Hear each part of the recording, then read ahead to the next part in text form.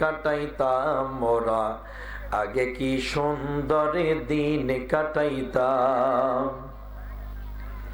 ফজরের আজান হলে মসজিদে যাইতাম চলে, মুরব্বিরা ডাকতো মোদের ফজরের আজান হলে। কাল্লা নড়ান কারণ মুখ নাই, কথা বলতে পারেন না। ফজরের আজান হলে মসজিদে যাইতাম চলে, মুরব্বিরা ডাকতো মোদের ফজরের আজান হলে। ওয়াকিয়া ইয়াসিন পড়তাম প্রতিদিন, ওয়াকিয়া ইয়াসিন পড়তাম প্রতিদিন। অভাবের মাঝেও তখন শান্তি যে পাইতাম বন্ধু, অভাবের মাঝেও তখন শান্তি যে পাইতাম। আগে কি সুন্দর দিন কাটাইতাম মোরা, আগে কি সুন্দর দিন কাটাইতাম। টিভি এত ছিল না ভাই, প্রেম তখন বুঝতাম না তাই। মোবাইলে চলনা করার ছিল না কোনো উপায়। আলেমের সম্মান ছিল, ছোটদের স্নেহ ছিল, জানি না এই যুগে এখন কি হইল। আগে কি সুন্দর দিন কাটাইতাম মোরা, আগে কি সুন্দর দিন কাটাইতাম। ঠিক কিনা? এই অঞ্চলে মনে হয় 2টা মাহফিল করলাম, 2টা মাহফিলের মাইক চলে না।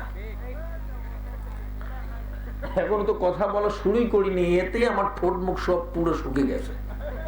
আমি কি কথা বলতে পারবো এখানে মনে করছেন? কিভাবে পারবো? একটা বক্তার সবচেয়ে প্রধান অস্ত্রের নাম হচ্ছে মাইকটা। এইটা যদি স্পষ্ট না হয়, গলা টানে, তাহলে তো কথাই সে বলতে পারবে না, তাই না? এই 2টা মাহফিলের একটা মাইকও চলে না।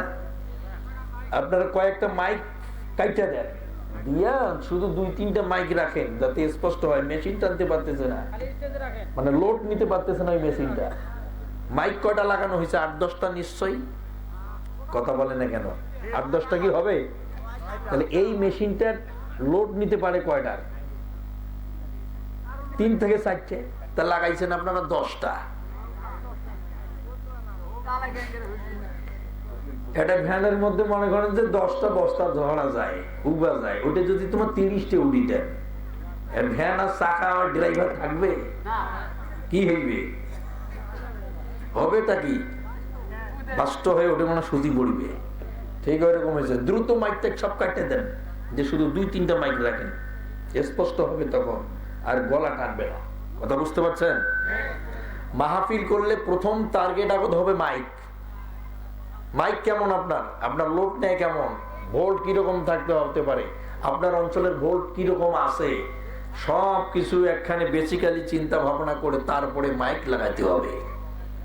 কথা বুঝতে পারছেন? তবেই হবে মাহফিল চাঙ্গা। ওকে? এই যে আমি কথা বলতে পারতেছি না, ঠোঁট মুখ, আমি এই যে জিহ্বা দিয়ে বারবার এরকম করবো না, কথা বলবো, কি করবো? গলা প্রচুর টানতেছে। প্রিয় ভাইয়ের আমার, বক্তা আইনে যদি ওয়াজ শুনতে না পারেন, লাভ আছে? কোনো লাভ নাই। অতএব শুনতে হবে আলোচনা। শোনার পরিবেশ করতে গেলে প্রথম কাজ হচ্ছে মাইক। দ্রুত মাইকগুলো কাটিয়ে দেন বাবা, অনুরোধের সাথে বলতেছি, প্রচুর গলা টানতেছে। তো যাই হোক, যেহেতু এই অবস্থা, কষ্ট মষ্ট করে আলোচনাটা চালাতে হবে।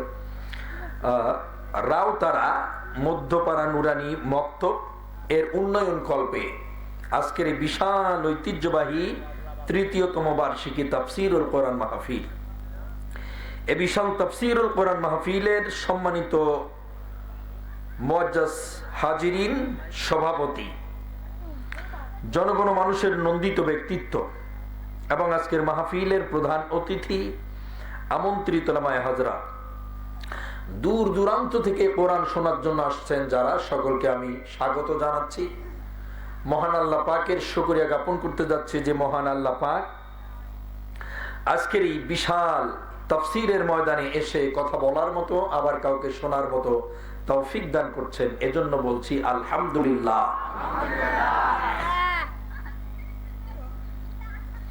ও অগণিত দরুদ সালাম বর্ষিত হোক নবীজির প্রতি। আমরা সংক্ষিপ্ত আকারে বলছি সাল্লাল্লাহু আলাইহি ওয়াসাল্লাম। সম্মানিত ভাইয়েরা, একটু আগে আমি একটি আয়াতে কারিমা তেলাওয়াত করেছি, আর সেখান থেকে আলোচনা করবো ইনশাআল্লাহ।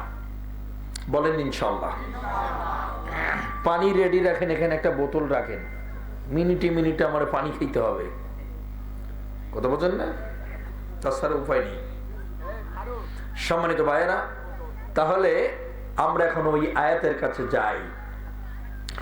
মহান আল্লাহ তাআলা বলেন, লা তারফাউ আসওয়াতাকুম ফাওকা সাওতিন নবী। আরো জোরে বলা লাগবে আল্লাহু আকবার। মহান আল্লাহ তাআলা বলেন, আমার নবীর কথার আওয়াজের ওপর তোমাদের কারোর আওয়াজগুলোকে উঁচু করা যাবে না। যেরকম সুবহানাল্লাহ। এখন তোমার 2024 সাল নাই, এখন শুরু হয়ে গেল 25 সাল। এই 25 সালে কি আমার নবীজি দুনিয়ায় বেঁচে আছেন? কথা বলেন না কেন আছেন? নবীজি আজ বেঁচে নাই। নবীজির ওয়ারিস নাকি পৃথিবীতে আছে না নাই? নাম কি তাদের? কথা বলে না কেন? নাম কি? উলামাতুল ওয়ারিসাতুল আম্বিয়া। নবীজির ওয়ারিস হচ্ছে আলেম ওলামারা। আলেম ওলামারা হচ্ছে নবীজির ওয়ারিস। নবীজির ওয়ারিস হচ্ছে আলেমরা, ওলামারা, যারা আপনার এলাকায় নেতৃত্ব দেন, মসজিদে, মক্তবে, মাদ্রাসায়, এরা হচ্ছেন আলেম। এরা কি? কথা বলে না, এরা কি? আলেমরা হচ্ছে নবীজির ওয়ারিস। নবীজির ওয়ারিসরা যখন কথা বলে, আজকে তো নবীজি বেঁচে নাই, নবীজির ওয়ারিসরা আছে না নাই? আছে। তারা যখন কথা বলে কোরআন থেকে, হাদিস থেকে, মানুষকে যখন বুঝিয়ে বলেন, তখন সেই আলেমদের উপরে আপনার কথার আওয়াজকে উঁচু করা যাবে? কথা বলে না কেন? যাবে? কথা বলা জায়েজ আছে? কথা বলা জায়েজ আছে?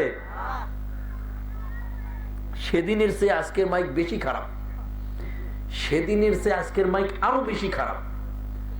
সম্মানিত বন্ধুগণ, তারপরেও তো কেকড়ি মেকড়ি বলছিলাম জোরে জারে, এখানে তো বলাই যাচ্ছে না।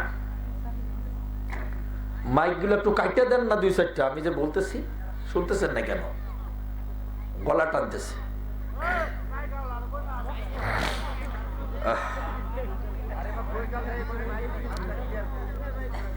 ভাই, আপনারা সন্ধ্যা থেকে বলেন নাই তাদের যে মাইক গুলো চলতেছে না?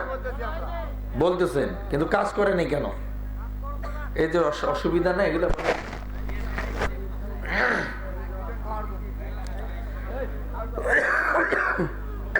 প্রচুর গলা টানতেছি, কথা বলতে পারতেছি না। সম্মানিত বন্ধুগণ, তাহলে নবীজির কথার আওয়াজের উপরে কারো কোনো আওয়াজ উঁচু করা যাবে? কথা বলছে না কেন? যাবে? যাবে না। আজকে বাংলাদেশে আলেমরা, বিশেষ করে ডক্টর মিজানুর রহমান আজহারি ভাই, বাংলাদেশের বিভিন্ন জেলায় এবং উপজেলায়, বিভাগীয় পর্যায়ে কোরআন ও হাদিসের তথ্য বিশ্লেষণ করার জন্য দাওয়াত নিয়েছে। জালেমের সময় দেশে থাকতে পারে নাই, দেশে এসে কয়েকটি মাহফিলে তিনি কথা বলতে গিয়েছেন। সেখানে 15 লাখ, 20 লাখ, 10 লাখ মানুষের সমাগম হয়ে গেছে। তিনি সেই মাহফিলে বক্তব্য দিতে গিয়ে, কোরআন হাদিসের তথ্য বিশ্লেষণ করতে গিয়ে, আলোচনার পরিপ্রেক্ষিতে, প্রেক্ষাপট তো চলেই আসে, আসার কারণে তিনি বলেছেন যে এই দেশটা থেকে লুটে পুটে খেয়ে কেউ চলে গেল, আবার কেউ খাওয়ার জন্য রেডি হয়ে রয়ে গেল। এই কথাটাকে কেন্দ্র করে পুরো দেশে ব্যাপকলি মুফতি সাহেবেরা মাঠে ময়দানে ছড়িয়ে ছিটিয়ে বক্তব্য দেওয়া শুরু করে দিয়েছে। ঠিক না? উনি কি কারো নাম ধরে কথা বলছেন? কথা বলেন কেন? নাম ধরে কথা বলছেন? তার মানে ঠাকুর ঘরে কলা রাখছে, দূর থেকে একজন বলছে, কে রে ঠাকুর ঘরে? সেই ব্যক্তি বলতেছে আমি কলা খাই নাই। ওরে জিজ্ঞাসা করা হয়েছে কলা কে রে ঠাকুর ঘরে, সে বলতেছে কলা আমি খাই নাই। ওরে কি বলা হয়েছে তুমি কলা খাইছো? কথা বলে না কেন? বলা হয়েছে? বলা হয়নি, শুধু বলা হয়েছে ঠাকুর ঘরে কে, সে বলতেছে কলা খাই নাই। তার মানে মুফাসসিররা কোরআন হাদিস বলতে গিয়ে যারা দৃষ্টান্তমূলক কথা বলেন, সেই কথা যারা পায়ে পাড়া দিয়া ঝগড়া লাগাতে চায়, বুঝে নিতে হবে ওরা কলাচোর। কথা বলে না কেন? ওরা হচ্ছে কলাচোর, মানে কেঁচু ধরতে গিয়ে সাপ বেরিয়ে আসে। ঠিক না বেঠে? উনি তো বাস্তব সত্য কথা বলেছেন, কারণ নাম ধরে কথা বলেন নাই। এখন কেউ যদি সেটা গায়ে ঘেঁষে নিয়ে যুদ্ধ শুরু করে দিয়ে দেয়, তাহলে বুঝে নিতে হবে যে ওলাই কলাচোর। এর মধ্যে কোনো পার্থক্য নাই। কথা বলেন ঠিক কিনা? এই বিষয়বস্তুর উপর আজকে আমার আশা ছিল ব্যাপক নিয়ে এই ময়দানে আলোচনা করা, কিন্তু এসে দেখতেছি ওই যেই সেই, কোনো পরিবর্তন নাই। সম্মানিত ভাইয়েরা, এজন্য আপনাদের কাছে আমার অনুরোধ থাকবে, বেশি আলোচনা করব না ইনশাল্লাহ, 1 ঘন্টা আলোচনা হবে। চেষ্টা করছিলাম যে 12টা থেকে 12:30 পর্যন্ত বা 1টা পর্যন্ত আলোচনা করব। ভাইয়েরা বলছিল করতে চাইছিলাম, কিন্তু হবে না, এই মাইক দিয়ে আলোচনা হবে না। অতএব আমি আপনাদের মাঝে 1 ঘন্টা আলোচনা করব। কয় ঘন্টা? 1 ঘন্টা আলোচনা হবে। সেই আলোচনাটা আপনাদেরকে সঠিকভাবে শ্রবণ করতে হবে। এর জন্য কিন্তু আমি দায়ী না, বরং আপনারাই পরিস্থিতি তৈরি করে দিতে পারেন নাই, যার কারণে আপনারাই দায়ী। সম্মানিত ভাইয়েরা, মহান আল্লাহ পাক বলেন, লা তারফাউ আসওয়াতাকুম ফাওকা সাউতিন নবী। নবীর কথার আওয়াজের উপরে তোমাদের কারোর আওয়াজকে উঁচু করা যাবে না। নবীজির প্রতি এই নির্দেশনা নাজিল হয়ে গেল যখন, সাহাবায়ে কেরাম নবীজিকে প্রশ্ন করতে ভয় পেয়ে গেল, ঠিক তখন। ঠিক না বেঠে? কথা বলে না, মাথা নাড়ায়, কথা বল না কেন? ঠিক না বেঠে? খলিফাতুল মুসলিমিন হযরত উমর ইবনুল খাত্তাব রাদিয়াল্লাহু তাআলা আনহু এই হাদিস খানা বর্ণনা করেন। তিনি বলেন, আমরা একদা রাসূলুল্লাহর দরবারে উপস্থিত ছিলাম। এমন সময় একজন আগন্তুক ব্যক্তি রাসূলুল্লাহর সামনে উপস্থিত হয়ে গেল। তার পরনে ছিল সাদা ধবধবে পাঞ্জাবি অর্থাৎ কর্তা, মাথার চুলগুলো ছিল একেবারে কালো কুচকুচে, তার মাঝে কোনো সফরের চিহ্ন দৃষ্ট হয় নাই। লোকটা এসে বিশ্ব নবীর সামনে বসলেন এবং হাঁটু দুটা রাসূলের হাঁটুর সঙ্গে মিলালেন। আল্লাহর নবীর মুখের দিকে তাকাচ্ছেন। নবীজির মুখের দিকে তাকায়া আল্লাহর হাবিবকে বলে দিলেন, মুহাম্মদ সাল্লাল্লাহু আলাইহি ওয়াসাল্লাম, আখবিরিনি আনিল ইসলাম। হে নবী মুহাম্মদ সাল্লাল্লাহু আলাইহি ওয়াসাল্লাম, আপনি আমাকে ইসলাম সম্পর্কে অবহিত করেন। বিশ্ব নবী এই প্রশ্নটা শোনার পর সঙ্গে সঙ্গে বলা শুরু করলেন, ইসলাম হলো অতুকিমুস সালাতা, তুমি নামাজ কায়েম করবে। 1 নাম্বার হলো ইসলাম মানে হলো নামাজ কায়েম করবে। ওয়া তুতিজ যাকাতা, যাকাত তুমি প্রদান করবে। ওয়া তাসুমু রমাদান, রমজান মাসের রোজা পাইলেই পরে তুমি রোজা রাখবে। ওয়া তাহাজ্জুল বাইতা ইন ইসতাতা'তা ইলাইহি সাবিলা, পথ খরচে সমর্থবান হলে তুমি হজ করে ফেলবে। আর সর্বশেষ হলো তুমি ওই কথার উপরে সাক্ষ্য প্রদান করবে, লা ইলাহা ইল্লাল্লাহু মুহাম্মাদুর রাসূলুল্লাহ। তুমি বলবা লা ইলাহা ইল্লাল্লাহ, আল্লাহ ব্যতীত আর কোন উপাস্য নাই। জোরে কোন আল্লাহু আকবার। আল্লাহ ছাড়া আর কোন বিধানদাতা নাই, হুকুমদাতা নাই, তুমি এটা স্বীকার করবে। আর মুহাম্মদুর রাসূলুল্লাহ সাল্লাল্লাহু আলাইহি ওয়াসাল্লাম তিনি হলেন আল্লাহ রাব্বুল আলামিনের বান্দা এবং রাসূল। এটা হলো ইসলাম। প্রথম প্রশ্ন হলো ইসলামটা কি? নবীজি বললেন ইসলাম মানে হলো নামাজ। ইসলাম মানে কি? সবাইকে বলা লাগবে ইসলাম মানে কি? নামাজ। 2 নাম্বার বলা হলো ওয়াতুতিজ যাকাতা, ইসলাম মানে হলো যাকাত। 2 নাম্বার হলো ইসলাম মানে কি? কথা বলে না কেন? সবাইকে বলা লাগবে, এটা আওয়াজ দিয়ে বলতে হবে। প্রথমটা হলো নামাজ, দ্বিতীয়টা হলো যাকাত, ওয়াতাসুমু রমাদান। 3 নাম্বার ইসলাম হলো রমজান মাসে রোজা রাখা। 4 নাম্বার হলো ওয়াতাহাজ্জুল বাইতি ইন ইসতাতাতা ইলাইহি সাবিলা, পথ খরচে সমান্তবান হলে তুমি হজ করবা। তার মানে 4 নাম্বার হলো হজ করাটাও হচ্ছে ইসলাম। 5 নাম্বারটা হলো কালেমা, তার মানে প্রথম ধরবেন আপনি কালেমা, তারপরে নামাজ, তারপরে যাকাত, তারপরে রোজা, এরপরে হলো হজ। ইসলাম মানেই হলো 5টা, তার মানে এই 5টি হচ্ছে ইসলামের স্তম্ভ। ইসলামের স্তম্ভ কয়টি? কথা কি শোনা যায়? কয়টি? ইসলামের স্তম্ভ হচ্ছে 5টি। প্রথম হচ্ছে কালেমা, দ্বিতীয় হচ্ছে নামাজ, তারপরে কি যাকাত, তারপর রোজা, তারপর হজ। এই 5টি হচ্ছে ইসলামের স্তম্ভ, মূল জিনিস। এই 5টির কোন একটি যদি বাতিল হয়ে যায়, আপনি ইসলামের ঘরের একটা যেন খুঁটি আপনার ভেঙে গেল। আপনার এই 5টি জিনিসের 2টি যদি না থাকে, তাহলে ইসলামের 2টি জিনিস আপনার মাঝে নাই। 3 নাম্বার জিনিসটাও যদি না থাকে, তাহলে আপনার তৃতীয় ইসলামের খুঁটি তৃতীয়টা নাই।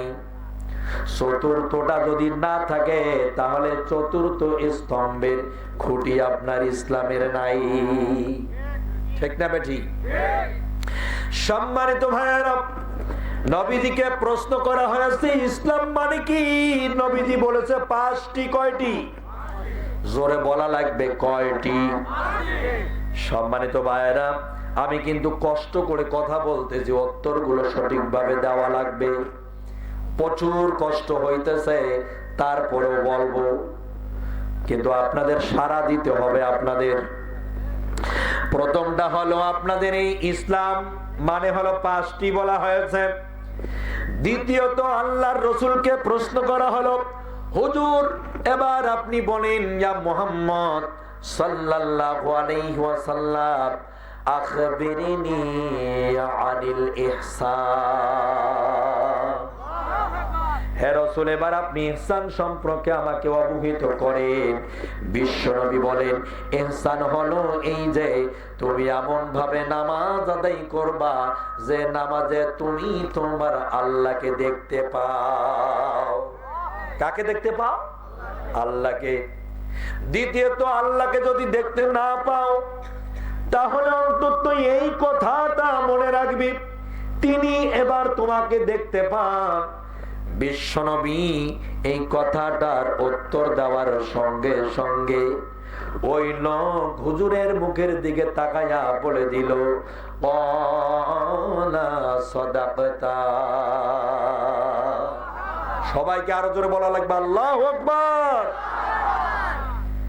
আল্লাহর নবীকে লোকটা বলল, ক্বালা সাদাকতা, হে রাসূল আপনি সত্য কথা বলেছেন। সুবহানাল্লাহ। তার মানে যেই লোক নবীজিকে প্রশ্ন করে, সেই লোক আবার প্রশ্নের উত্তর সত্যায়ন করে, মানে উত্তর সঠিক হয়েছে কি হয় নাই সেটা আবার সত্যায়ন করতে পারে। তার মানে বোঝা গেল এই লোকটা সাধারণ কোন লোক নয়, এক অসাধারণ মানুষ। কথা বলছে না কেন? এ ভাই মাইক চলে না দিকে আপনারা কথা বলবেন না, কথা কন না কেন? সম্মানিত ভাইজানেরা, মহান আল্লাহ পাক বলেছেন, হে রাসূল আপনি এই ইসলাম সম্পর্কে অবহিত করে দেন।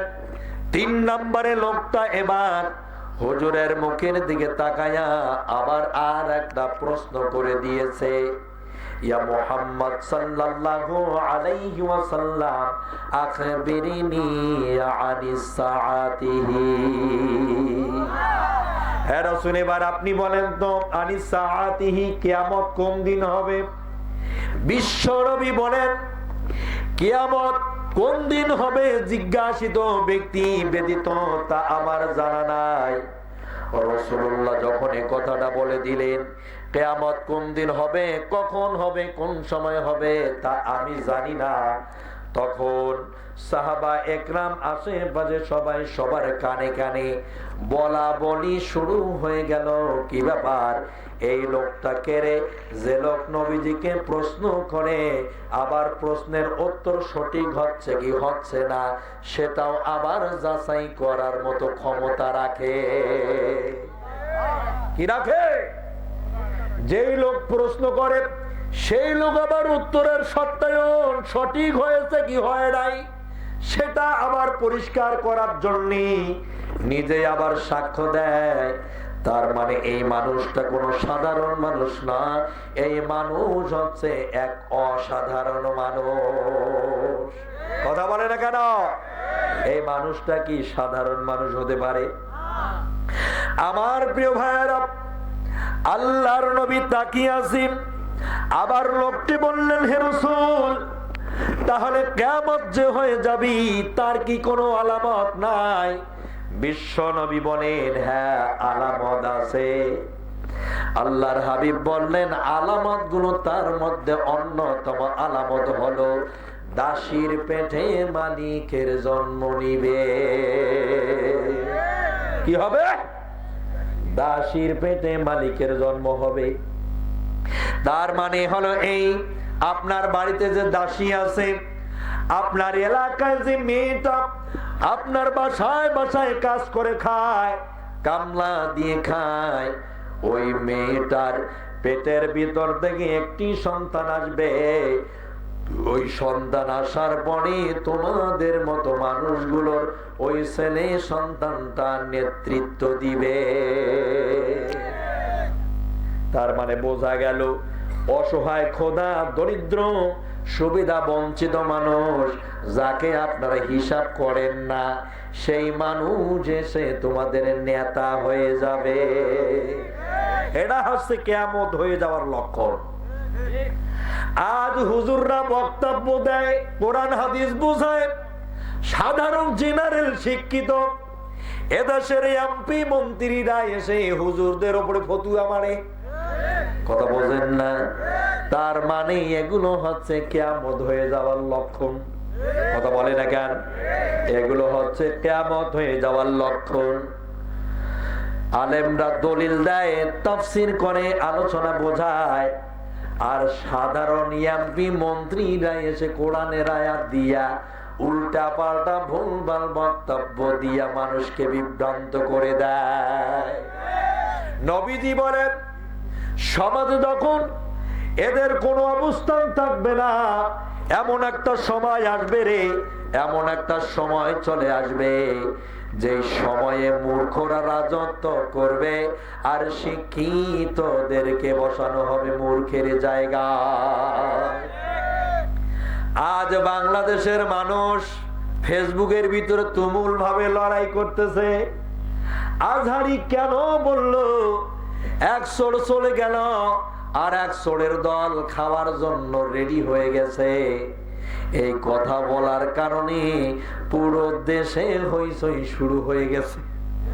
আপনি লক্ষ্য করেছেন এই হাদিস খানার মধ্যে বাংলাদেশের পুরোপুরি প্রেক্ষাপট মিলে যাবে যখন আল্লাহু আকবার। আমার প্রিয় ভাইরা, নবীজি যখন বললেন কিয়ামত যে হবে তার প্রধান লক্ষণটা কি জানেন আপনি? তার প্রধান লক্ষণটা হলো এই, সেটি হলো এই, কি ব্যাপার আপনার উঠাউঠি কেন লাগাইছেন? চলে যাচ্ছেন নাকি মোহতারামেরা? আচ্ছা ঠিক আছে। আবার প্রিয় বন্ধুগণ, নবীজি বলেছেন কিয়ামত হয়ে যাওয়ার প্রধান লক্ষ্য হচ্ছে অযোগ্য ব্যক্তিরা যোগ্যতার আসনগুলো দখল করবে। কথা বলে না কেন? আর যোগ্য ব্যক্তিদেরকে লাঞ্ছিত অবহেলিত করা হবে। আমার প্রিয় ভাইয়েরা, লক্ষ্য করেন আপনি, আল্লাহর নবী যখন এই ব্যক্তির কথা শোনার পর উত্তর দিয়ে দিলেন, বিশ্ব নবী বসানো আছেন, থাকার পরে এই লোকটার কথা পক্ষতন করে দেওয়া, আলাপ আলোচনা প্রশ্ন উত্তর করে দেওয়ার পর তিনি নবীজির মাঝখান থেকে উঠে এবার চলে যাবেন।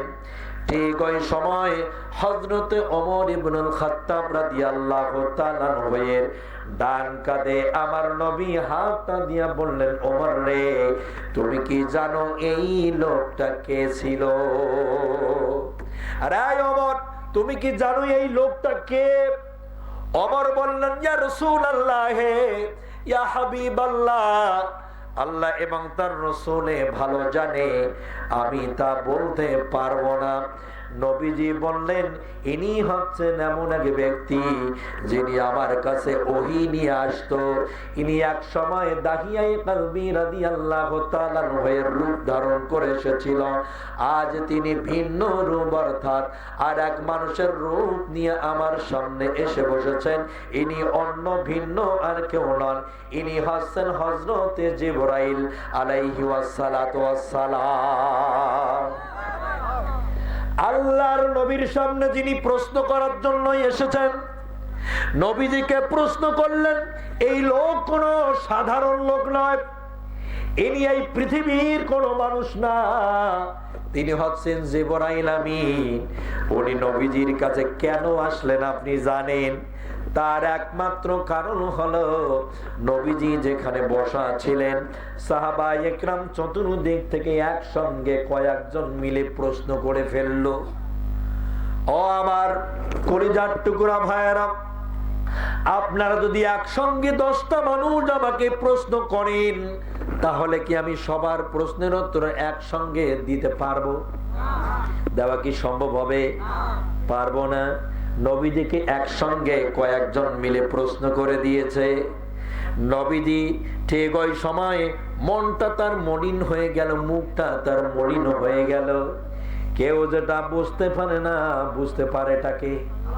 কথা বলে না কেন? কেউ যেটা দেখে না, দেখেটাকে? কেউ যেটা শোনে না, শোনে নাটাকে? তিনি সব কিছু জানেন, তিনি বুঝতে পারছেন। একসঙ্গে আমার নবীকে প্রশ্ন করে এরা মলিন করে দিয়েছে। নবীজি এদের প্রশ্নে বিরক্ত বোধ করেছেন। এরা কেউ বোঝার মতো ক্ষমতা রাখে না, এদের সে জ্ঞানটা এখনো হয় নাই যে নবীজির মুখটা মলিন হয়ে গেল কেন। এরা বুঝতে পারে নাই। কিন্তু মহান আল্লাহ সঙ্গে সঙ্গে কোরআনের আয়াত নাজিল করে দিয়া জিবরাইলকে সেই আয়াত হাতে তুলে দিয়া বললেন, যাও আমার নবীজির কাছে গিয়া বলো, লা তারফাউ আসওয়াতাকুম ফাওকা সাওতিন নবী। যাও গিয়া ওদের বলো, নবীজির কথার আওয়াজের উপরে তোমাদের আওয়াজকে উঁচু করা যাবে না। আল্লাহু আকবার। নবীজির কথার উপরে তোমাদের কথা বাড়া যাবে না। যাও গিয়া বলো। নবীজির কাছে জিবরাইল আমিন এসে বললেন, হুজুর, আপনার কথার আওয়াজের উপরে আওয়াজ বাড়ানো যাবে না। যখন নবীজি এই কথাটি বলে দিয়েছেন, সঙ্গে সঙ্গে সাহাবায়ে কেরাম বুঝতে পেরেছেন যে নবীজিকে আর প্রশ্ন করা যাবে না, প্রশ্নের উত্তর নেওয়া মনে হয় জুড়ে যাবে না। সব স্তব্ধ হয়ে গেছে, সব স্তব্ধ হয়ে গেছে। আল্লাহর নবী কিভাবে তার প্রশ্ন করবে, কিভাবে কথোপকথন করবে, কিভাবে কথাবার্তার ভাব আদান প্রদান করবে, সেটা সাহাবায়ে কেরাম বলতে ভয় পাচ্ছে। মনে করেন না যে আমি আলোচনা করতে পারতেছি না, তা না। ডিস্টার্ব হচ্ছে শুধু মাইক। আমি বিনত অনুরোধের সাথে বলতেছি কর্তৃপক্ষকে, ভাইয়েরা আপনাদের কাছে আমি অনুরোধের সাথে বলতেছি, সবচেয়ে বড় সমস্যা আমার মাইকটা হচ্ছে, আমি চিৎকার করে কথা বলতে পারতেছি না, পুরি গলার সমস্যা করে দিচ্ছে, বুঝলেন না? আমি যে আলোচনাটা করতে চাচ্ছিলাম সেটা এইভাবে পারতেছি না, প্রচুর সমস্যা হচ্ছে, বুঝলেন না? আচ্ছা, আমার যে কষ্ট হচ্ছে আপনারা কি বুঝতে পারতেছেন না? বুঝতে পারতেছেন? পরিষ্কার ভাবে ভীষণ গলা টানতেছে। 10 মিনিটও যদি আমি সুর দিয়ে আওয়াজ করি, গালা সুর ক্যাপ পুরো শেষ হয়ে যাচ্ছে। কেন এটা হচ্ছে? আমি করবো কি করবো?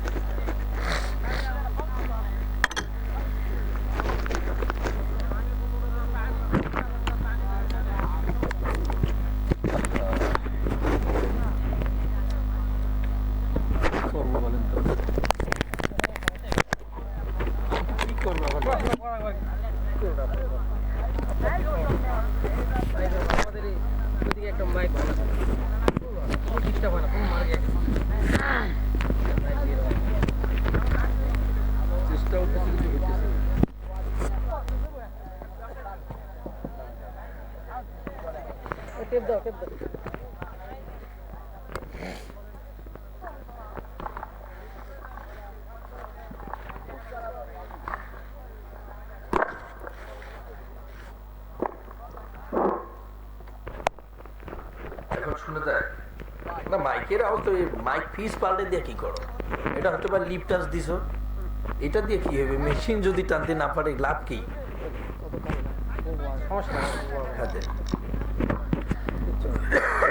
কেন আপনারা পরিবর্তন করেন না এগুলা বলেন?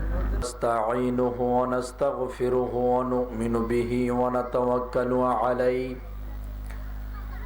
ওয়া নাউযু বিল্লাহি মিন শুরুরি আনফুসিনা ওয়া মিন সাইয়্যাতি আ'মালিনা। من يهد الله فلا مضل له ومن يضلل فلا هادي له ونشهد أن لا إله إلا الله وحده لا شريك له ونشهد أن سيدنا وسندنا وحبيبنا ومولانا محمدا عبده ورسوله الذي أرسل رسوله بالحق بشيرا ونذيرا وداعيا إلى الله بإذنه وسراجا وقمرا منيرا فقد قال الله تعالى في كلامه المجيد وفي فرقانه الحميد। মাইকের কি আওয়াজ সাউন্ড কিছু নাই? أعوذ بالله من الشيطان الرجيم بسم الله الرحمن الرحيم لا ترفعوا أصواتكم فوق صوت النبي সাদাকাল্লাহুল মাওলানাল আযীম। আপনার কি স্পষ্ট শুনতে পাইতেছেন? শোনা যায়? আমার কাছে তো আমার কানে আসতেছে না স্পষ্ট আওয়াজ, আমার কানে আসে না। একটু দূর থেকে মাইক ঘুরে দাও তো এদিকে, কাছ থেকে তো কথা বলা যাবে না, গলা এখনই বসে যাবে। ঠিক আছে, যাও একটু দূরে যাও, মাইক একটা ব্যাক করে দাও স্টেজের ভিতরে, দ্রুত যাও। أخلص دينك يكفيك الأعمال القليل رواه البخاري إن الله وملائكته يصلون على النبي ইয়া আইয়ুহাল্লাযীনা আমানু সাল্লু আলাইহি ওয়া সাল্লিমু তাসলিমা। আল্লাহুম্মা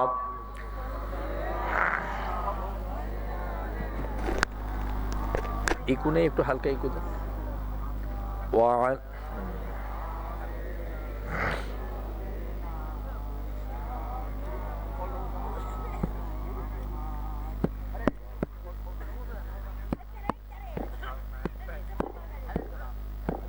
জোরে পড়েন আল্লাহুম্মা। মাইক কি একটু বেশি লাগা হয়েছে? হ্যাঁ, সাইটে দিলে তো হবে না, ভিতরে আওয়াজ স্পষ্ট হতে হবে। দ্রুত দেন, দ্রুত দেন। জোরে পড়েন আল্লাহুম্মা।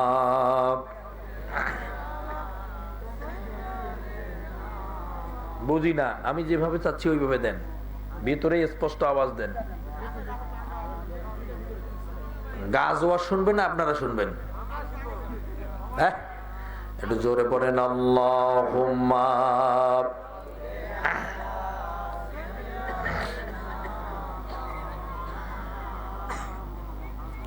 ওয়া আলা আলি সাইয়্যিদিনা।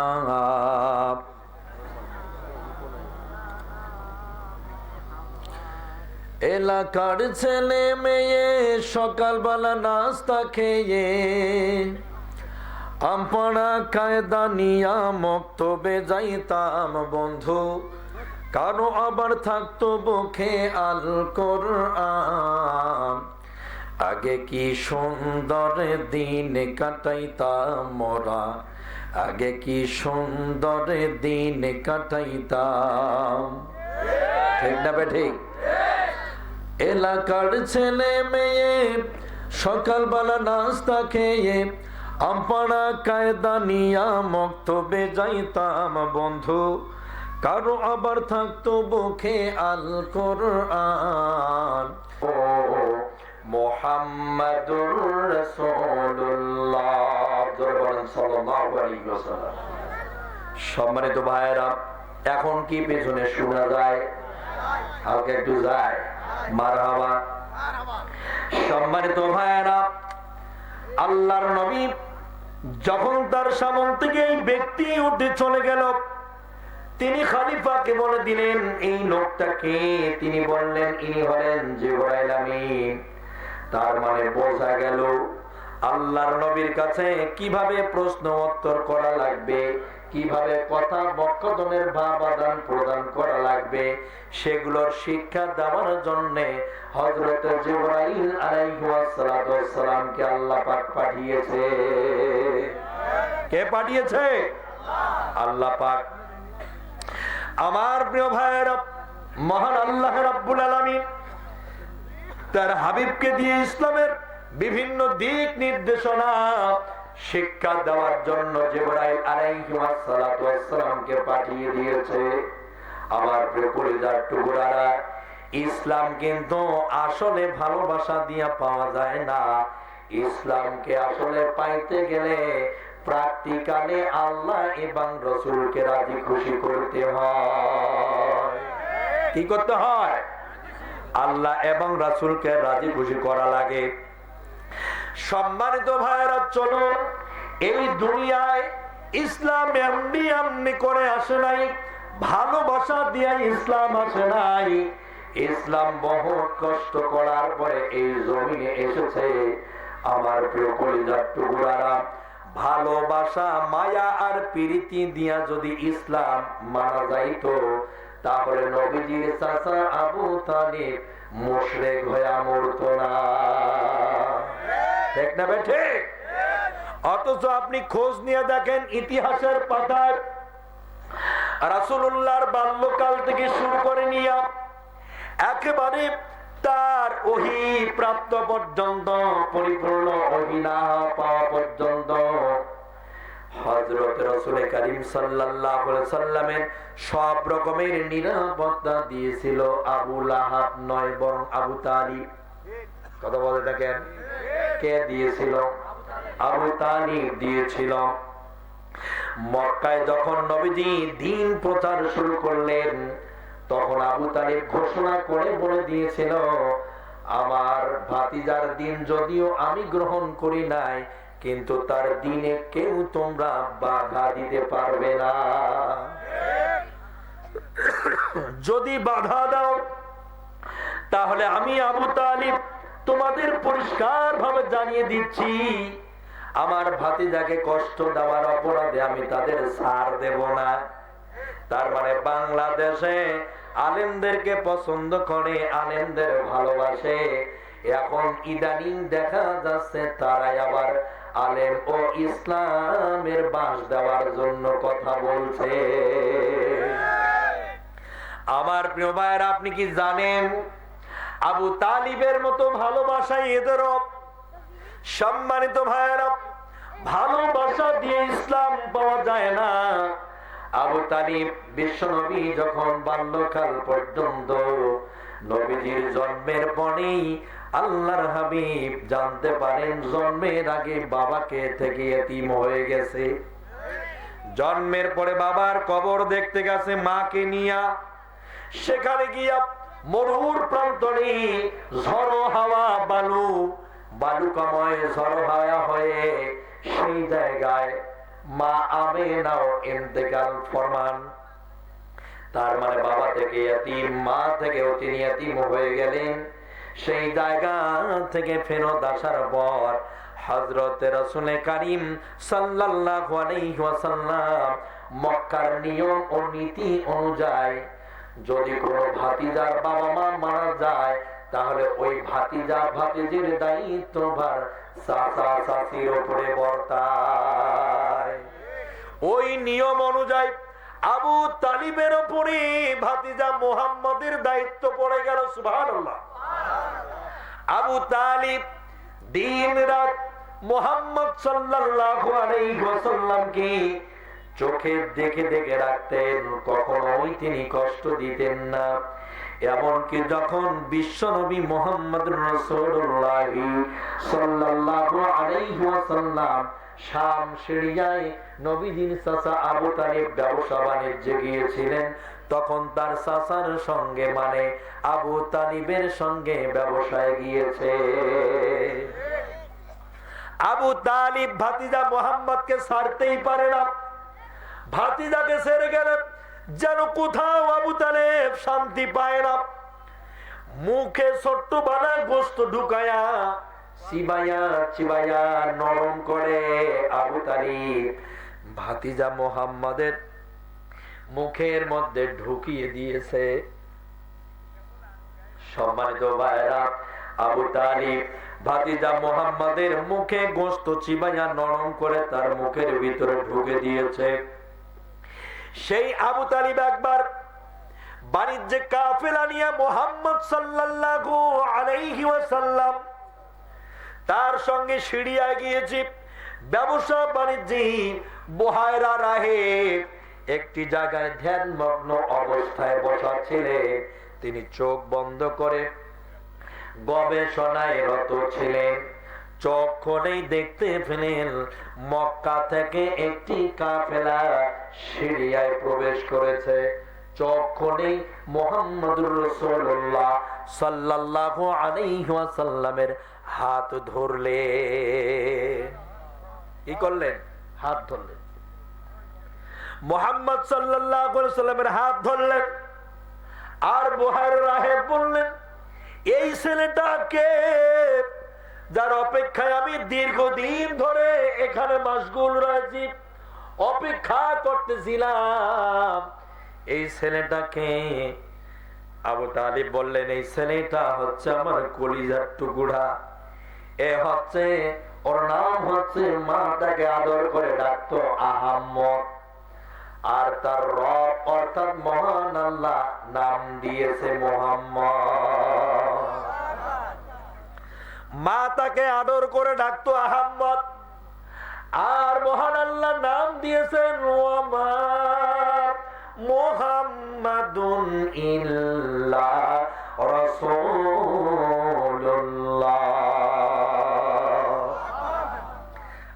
আল্লাহ তার নাম দিয়েছে হে মুহাম্মদ, তার নাম রেখে দিয়েছে মুহাম্মদ। আর মা আদর করে ডাকতো আহাম্মদ। সম্মানিত ভাইরা, সেই ব্যক্তি শাম সিরিয়ায় চাচার সঙ্গে সফরে গিয়েছে ব্যবসা বাণিজ্যে। বুহাইরা ভাত ধরে বললেন, আমি তো এরই অপেক্ষায় ছিলাম দীর্ঘদিন ধরে। আমি তাওরাতে পড়েছি, আমি ইনজিলে পড়েছি, আমি অন্যান্য ধর্মগ্রন্থে পড়েছি, এই শাম সিরিয়া রাস্তার মধ্যে এই পৃথিবীর মহামানব আশরাফুল আম্বিয়া জনাবে মুহাম্মদুর রাসূলুল্লাহ সাল্লাল্লাহু আলাইহি ওয়াসাল্লাম এই রাস্তা দিয়ে আসবেন। আমি তো সেই মুহাম্মাদের অপেক্ষায় ছিলাম, আজ তার দেখা পেয়ে গেলাম। জোর করে আল্লাহু আকবার। আবু তালিবকে বললেন, এই ছেলে আপনার যদি ভাতিজা হয় তাহলে আপনার কাছে অনুরোধের সাথে বলছি, দয়া করে এই ছেলেটাকে দ্রুত এই জায়গা থেকে সরে ফেলুন, মানে এখন তাকে ব্যাক করে আবার মক্কায় নিয়ে চলে যান। না হলে শুনে রাখেন, এই শামসেরিয়ার বিভিন্ন পাহাড়ের পদদেশে হাজার হাজার, প্রায় 70,000-এর মতো ইহুদি খ্রিস্টানরা অস্ত্রে শস্ত্রে সজ্জিত হয়ে তারা প্রস্তুতি নিয়ে রেডি হয়ে আছেন। তাওরাত ইনজিলের পড়া অনুযায়ী তারা জানে এই রাস্তা দিয়ে আসবে এই পৃথিবীর মহামানব, তিনি হবেন আশরাফুল আম্বিয়া। ওনাকে দেখতে পেলেই এরা হত্যা করে ফেলবে। আপনি দ্রুত নিয়ে চলে যান, না হলে আপনি আপনার ভাতিজাকে বাঁচাতে পারবেন না। আবু তালিব সঙ্গে সঙ্গে বাণিজ্যিক কাফেলা ব্যবসা সব সেখানে বাদ দিয়া তিনি এবার মক্কার উদ্দেশ্যে বেরিয়ে আসলেন। আসার পরে এসে বললেন, বাবা মুহাম্মদ রে, তুই আমার কলিজার টুকরা, তুই আমার জানের জান, তোর জন্য আজ আমি ব্যবসা বাদ দিয়েছি। মারহাবা। মুহাম্মাদের জন্য যে মানুষ ব্যবসা বাদ দিল, মুহাম্মাদের জন্য যে মানুষ কাফেলা বাদ দিয়া মক্কায় ঘুরে আসতে পারে, সেই মানুষের ভালোবাসা মুহাম্মাদের প্রতি কম না বেশি? কথা না বললে কি বুঝি? বেশি না কম? অনেক বেশি। আমার প্রিয় ভাইরা, মক্কায় আসার পরে মুহাম্মদ সাল্লাল্লাহু আলাইহি ওয়াসাল্লামকে আবু তালিব বলল, বাবারে, আসলে সত্য কথা, তোমার আল্লাহ সত্য, আমাদের এই দেব দেবীগুলো হচ্ছে সব ভুয়া। এ বাবা, এই যে কাবা ঘরের ভিতরে 360টা মূর্তি রয়েছে, এগুলো আমাদের অরিজিনাল খোদা না, এগুলো আমাদের অরিজিনাল স্রষ্টা না, বরং আমরা এগুলো নিজের হাতে বানাইছি, মানে এগুলো আমরা সৃষ্টি করেছি, মানে এগুলোর খোদা আমরা। কথা বলে না কেন? ওরা আমাদের খোদা হতে পারে না, বরং তোমার আল্লাহ বড় সত্য। একটু জোরে করবেন না, ঠিক না বেটে? আমার প্রিয় বন্ধুগণ, বুঝতে হবে, কষ্ট করে বলছি, আপনাদেরও ভালোভাবে শোনা লাগবে। আমার প্রিয় কলিজার টুকরা ভাইয়েরা, আবু তালিবকে দিকে মুহাম্মদকে নিয়ে আসার কারণে ভিন্ন দিকে এই বুহাইরা রাহেবকে ওরা গ্রেফতার করে ফেলল। ইহুদি খ্রিস্টানরা বুহাইরা রাহেবকে ধরে ফেললো, বলল, তুমি কেন মুহাম্মদকে এই রাস্তা থেকে ব্যাক করে আবার মক্কায় পাঠিয়েছো? বুহাইরা রাহেব বলল, শোনো রে, ভালো করে শোনো, খ্রিস্ট জগৎ, ওই ইহুদিরা, ওই ইসলাম বিদ্বেষী শক্তিরা, ভালো করে শুনে নাও, আমার পরে যিনি আসবেন, মানে এই পৃথিবীতে এমন এক মহামানব আসার কথা ছিল, যাকে হিন্দুরা বলে বিষ্ণু ইয়াসির। হিন্দুরা বলে বিষ্ণু ইয়াসির এই পৃথিবীতে আসবে, আর ওরা জানে না বিষ্ণু ইয়াসির মানেই হচ্ছে মুহাম্মদুর রাসূলুল্লাহ। ওরা জানেই না। সম্মানিত ভাইরা, বিষ্ণু ইয়াসুর আছে এই দুনিয়ায় শান্তি প্রতিষ্ঠা করবে, তেনার একটা সাদা ঘোড়া হবে, ডান হাতে একটা তরবারি নিয়া তিনি যুদ্ধের ময়দানে যাবেন, বাম হাতে তার থাকবে একটা ঢাল, সাদা একটা ঘোড়ার উপরে উঠে বসবেন। তিনি যদি দেখতে যান তাহলে নবীজির যে ঘোড়াটা ছিল সেটা সাদা ছিল। কি ছিল? সাদা ছিল। নবীজি জিহাদের ময়দানে 27টা জিহাদ করেছেন, ডান হাতে তিনি তরবারি তুলে নিয়েছিলেন, বাম হাতে নবীজি ঢাল ব্যবহার করেছিলেন। তিনি মরুর প্রান্তরে সত্য প্রতিষ্ঠা করে গেছে। কথা বলেন ঠিক কিনা? এইটার ইঙ্গিত দিচ্ছিল। এই আলোচনাটা যদি একটু ভিআইপি ভাবে একটু জোরে সোরে যদি বলতে পারতাম আরো কত না সুন্দর হতো। আমার প্রিয় ভাইয়েরা, আমার নবীজি যখন চলে আসলেন, ইসলাম বিরোধী শক্তি ঠিক ওই সময় বুহায়রা রাহেবকে ধরে ফেললো, বলল আপনার পরে কি আর কোন বড় গৌতম ব্যক্তিত্ব দুনিয়াতে আসবে? তিনি বলছেন হ্যাঁ আসবেন, মানে তিনি এসেই গেছেন, তার মানে তিনি আমার সামন থেকে এসে ব্যাগ হয়ে গেছে। সুবহানাল্লাহ কইলেন না? মাথায় কিছু আছে না নাই? আর জোরে করলো সুবহানাল্লাহ। তিনি এসে চলে গেলেন। বুহায়রা রাহেবকে ওরা বলল তাহলে উনি কি আপনার চেয়েও বড়? বুহায়রা রাহেব বললেন উনি হচ্ছেন মুহাম্মদ, উনি হলেন আহম্মদ, উনি এমন এক ব্যক্তি এই পৃথিবীর মহামানব যার জুতার ফিতা খোলাবার মতো যোগ্যতা আমি বুহায়রা রাহেবের নাই। আমি যদি আজ বয়োবৃদ্ধ না হতাম, আমার শরীরের চামড়া গুলো যদি আজ ঢিল হয়ে না যেত, আমি যদি আজ যুবক থাকতাম, আমি যদি আজ ইয়াং থাকতাম, আমি যদি আজ পরিষ্কার ভাবে চলতে পারতাম, শরীরে যদি আমার বল থাকতো, তাহলে শোনে না ও ইসলাম বিরোধী শক্তি রে, আমি বুহায়রা রাহেব মুহাম্মাদের হাতে বায়াত নিয়ে ইসলাম গ্রহণ করতাম। আমি দিন গ্রহণ করে ফেলতাম, কিন্তু কপাল খারাপ, আমি যুবক এখন নই, আমার শরীরে শক্তি নাই। ইনি হচ্ছেন সেই মুহাম্মদ সাল্লাল্লাহু আলাইহি ওয়াসাল্লাম, যিনি মক্কার মাটিতে চাচার সঙ্গে শামসিনিয়া থেকে তিনি ব্যাগ হয়ে আসলেন। আমার প্রিয় কলিজার টুকরা ভাইয়েরা, মক্কার মাটিতে আবু তালিব নবীজি কাশ নিয়ে আসার পর মক্কার মাটিতে বিশ্ব নবী মুহাম্মদুর রাসূলুল্লাহর প্রতি ওহী নাযিল হওয়া শুরু হলো। আল্লাহু আকবার। কোরআন নাযিল হচ্ছে, নবীজিকে বলা হচ্ছে হে নবী আপনি মানুষদেরকে ডাকেন, আমার রিসালাতের কথা বলেন। যদি আপনি মানুষদেরকে ইসলামের পথে না ডাকেন, না আসতে বলেন, তাহলে রিসালাতের দায়িত্ব তো পালন করা হবে না। আপনি দাওয়াত দেন, আপনি ওঠেন, ও সাদর আলা আপনি ঘুমাচ্ছেন, আপনাকে ঘুমার জন্য পাঠানো হয় নাই, আপনাকে পাঠানো হয়েছে দিনের এই দুনিয়ার মানুষগুলোকে দিনের দাওয়াতের আওতাভুক্ত করার জন্য। কথা বলে না কেন? সম্মানিত ভাইরা, আপনারা কি বেজার হয়েছেন? বেজার হয়েছেন? হয় কোনো লাভ নাই। সম্মানিত ভাইরা, নবীজি মক্কায় ওহী পেল,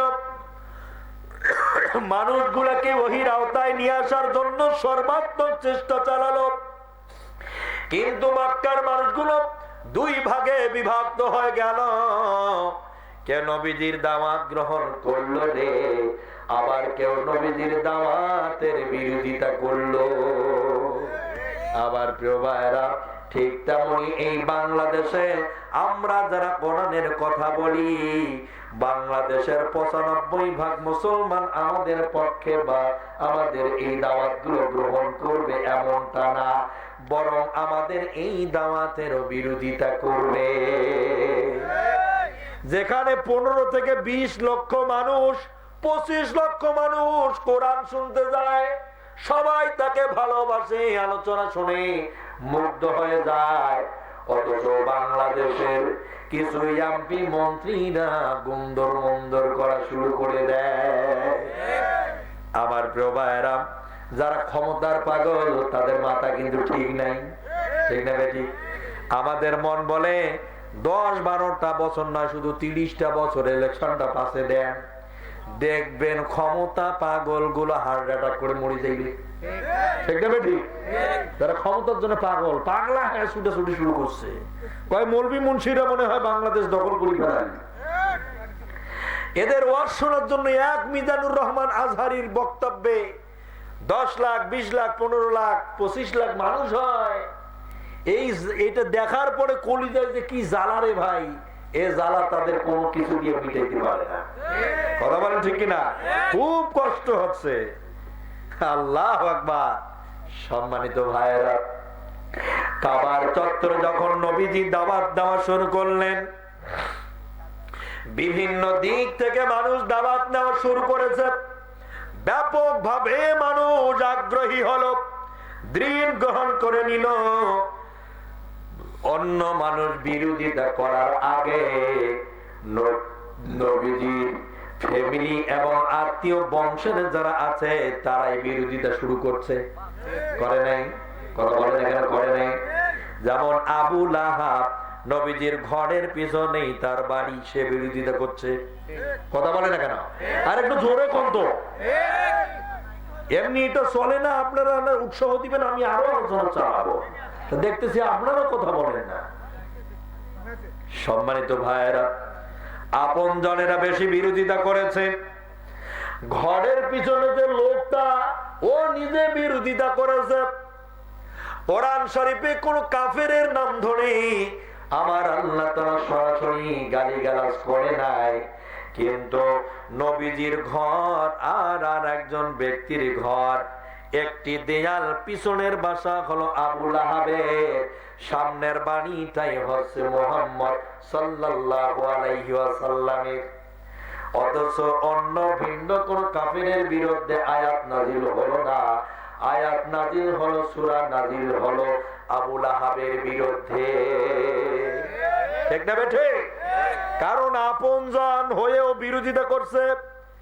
বাংলাদেশে যারা আলেমদের সঙ্গে মিলে মিশে চলেছিল, যখন আলেমদের রেজাল্ট ভালো, তখন তারা আলেমদের এখন শত্রু বানাইতে চায়, শত্রু মনে করতে চাইছেন। আপনাদের পরিষ্কার ভাবে বলে দিচ্ছি, আমার প্রিয় ভাইয়েরা, মনে রাখবেন, ঘরের শত্রু বড় শত্রু, বাইরের শত্রু কোন শত্রু না। আমার প্রিয় ভাইয়েরা, আবু তালিবের কথা আগে বলবো, পরে আবু লাহাবের কথাটা বলবো। বুঝতে হবে কথাগুলো, একটা পর্যন্ত আলোচনা হবে। মাইক যেহেতু ডিস্টার্ব, কথা আমার বলতেই হবে, কারণ আমার পিছনে বহু টাকা আবু বকর ভাইয়েরা খরচ করছে। আমার প্রিয় ভাইয়েরা, এজন্য আলোচনা আমি করেই ছাড়বো। চলবে কতক্ষণ? কারা কারা দেখে লিল্লাহে তাকবীর, আল্লাহ কবুল করুক। আবু তালিব মক্কায় এসে দাওয়াতের বিরোধিতা কখনো করে নাই, বরং কাফেরদেরকে সতর্ক করে দিয়েছি। আমার ভাতিজা মুহাম্মদ, ও যে দিনের দাওয়াত দেয়, ও যে মহান আল্লাহর কথা বলে, কেউ যদি আমার মুহাম্মাদের উপরে চোখ রাঙিয়ে কথা বলো, তার কপালে চোখ রাখবো না, তুলে ফেলবো। কে বলছিল? আবু তালিব বলেছিল। আবু তালিব বলেছিল, আমার ভাতিজা মুহাম্মাদের বাধা হয়ে কেউ দাঁড়াবা না, মুহাম্মাদের সামনে কেউ দেয়াল হয়ে দাঁড়াবা না। কারণ আমি আবু তালিব যতদিন বেঁচে আছি, আমার কলিজার টুকরা মুহাম্মাদের কোনো ক্ষতি হতে দেব না।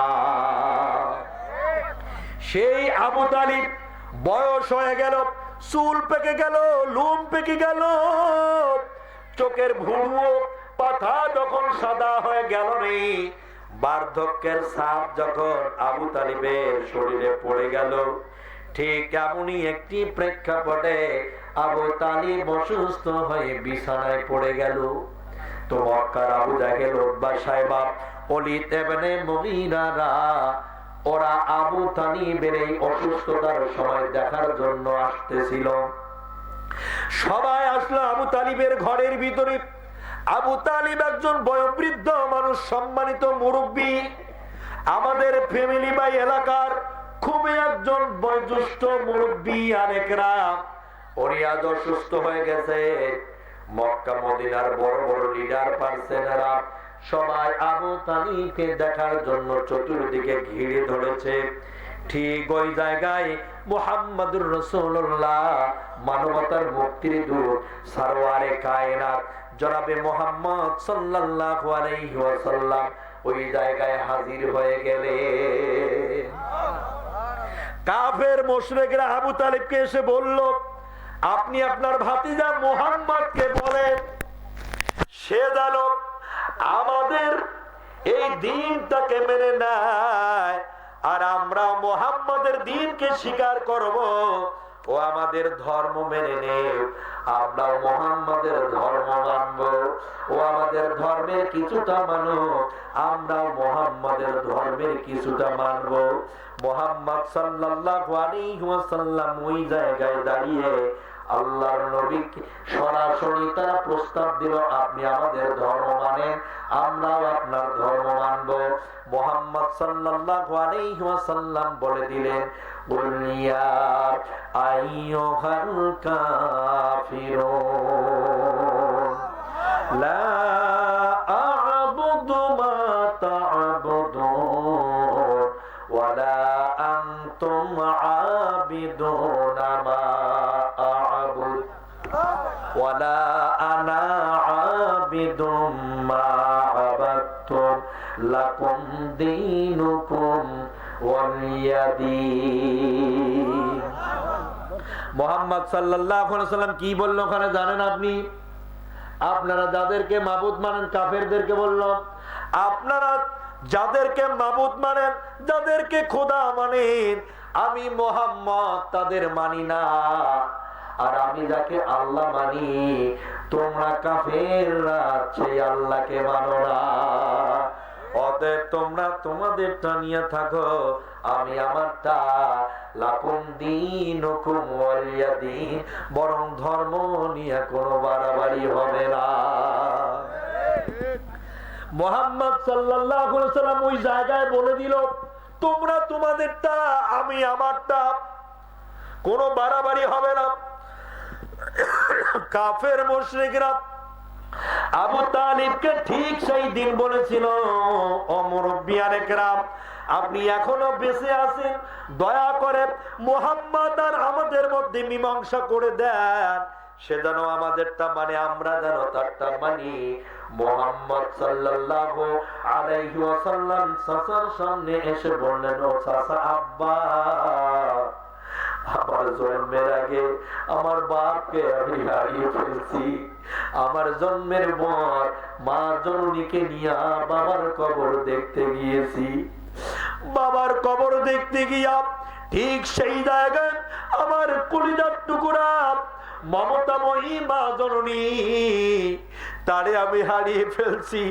ছোট্টবেলা জন্ম নেওয়ার পর থেকেই মাকে হারালাম, বাপকে হারালাম। আপনি আমার জন্য মা ছিলেন, আপনি আমার জন্য বাবা ছিলেন।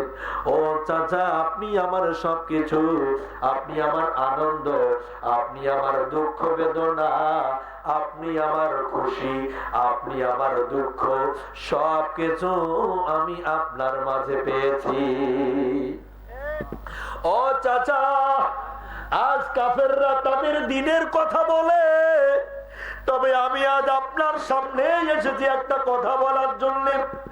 ও চাচা, আপনি শুধু একটা বার বলেন আমার সঙ্গে, লা ইলাহা ইল্লাল্লাহ। ইল্লাল্লাহ পর্যন্ত এই আবু তালিবকে পড়তে বলা হলো। আপনি শুধু একবার পড়েন, লা ইলাহা ইল্লাল্লাহ, আল্লাহ ব্যতীত আর কোন উপাস্য নাই, এই কথাটা শুধু বলেন। মুহাম্মাদুর রাসূলুল্লাহ বলার দরকার নাই, কারণ আমি মুহাম্মদ তো আপনার ভাতিজা, এমনি আপনারে ভালোবাসি। ও চাচা, আপনি শুধু লা ইলাহা ইল্লাল্লাহ বলেন, মুহাম্মাদুর রাসূলুল্লাহ বলতে হবে না। ও চাচা গো, একটা বার বলেন, আমার সামনে আপনি বলে যান, আমি সাক্ষ্য দেব মহান আল্লাহ রাব্বুল আলামিনের সামনে হাসরের ময়দানে আমি সাক্ষ্যদাতা হয়ে যাব। আমার মহান রবের সামনে বলবো, আমার চাচা কালেমা আমাকে সাক্ষী রেখে বলেছে, ঝগড়া করে হলেও আপনাকে জান্নাতে নিয়ে যাব।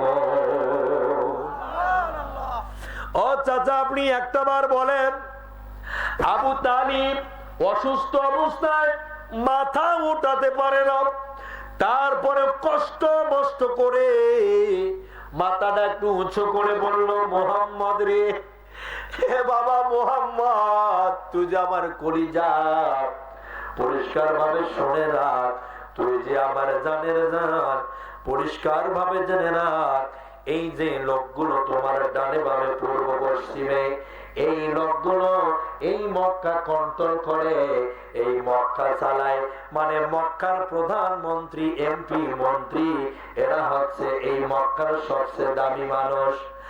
আজ আমি আবু তালিব অসুস্থ হয়েছি, আমাকে দেখার জন্য মক্কার নেতৃবৃন্দরা এসেছে, তার মানে মক্কার দামি দামি মানুষরা আমি আবু তালিবকে ভালোবাসে, শ্রদ্ধা করে, সম্মান করে। বাবারে, আজ আমি তোমাকে পরিষ্কার ভাবে বলে দিলাম, তুই আমার জান, তোর ইসলামকে আমি ভালোবাসি, তোর আল্লাহ সত্য এটাও আমি জানি রে বাবা।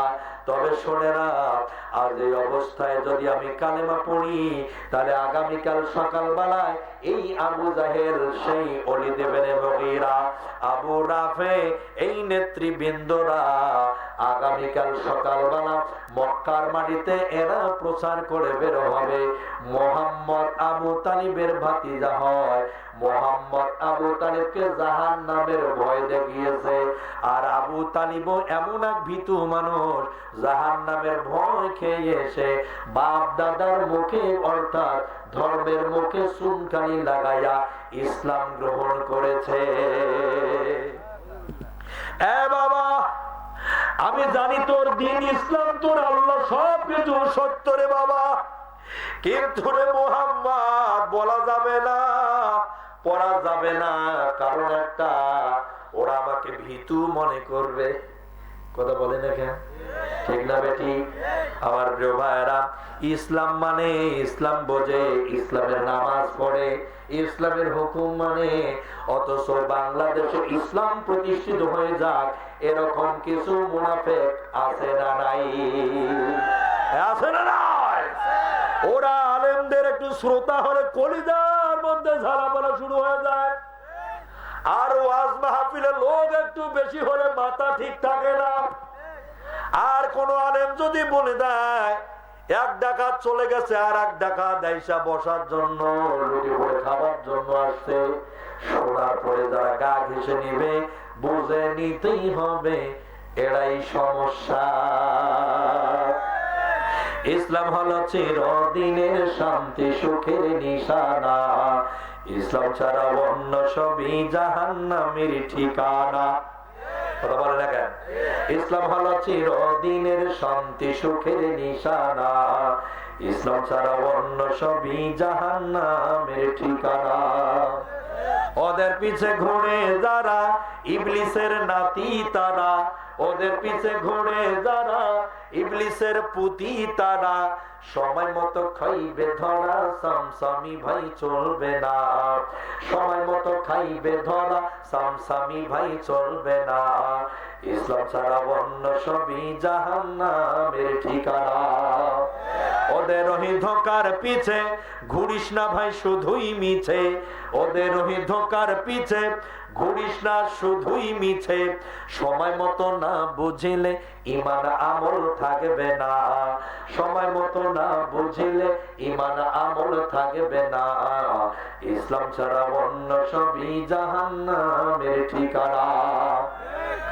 আঘাত এনে গুড়িয়ে দে না জালেম বেটা বেটির জিন্দান খানা, আঘাত এনে গুড়িয়ে দে না জালেমের জিন্দান খানা, রক্ত শোষার দলে আজি সেজেছে মানুষ কণা, রক্ত শোষার দলে আজি সেজেছে মানুষ কণা, ইসলাম ছাড়া অন্য সবই জাহান্নামের ঠিকানা। ঠিক না বেঠে? ইসলাম ছাড়া সব হচ্ছে জাহান্নামের ঠিকানা। প্রেম আর ভালোবাসা দরদ দেখান, বক্তব্যে 2-4টা কোরআনের আয়াত কইলে জান্নাত যাওয়া যায় নাকি?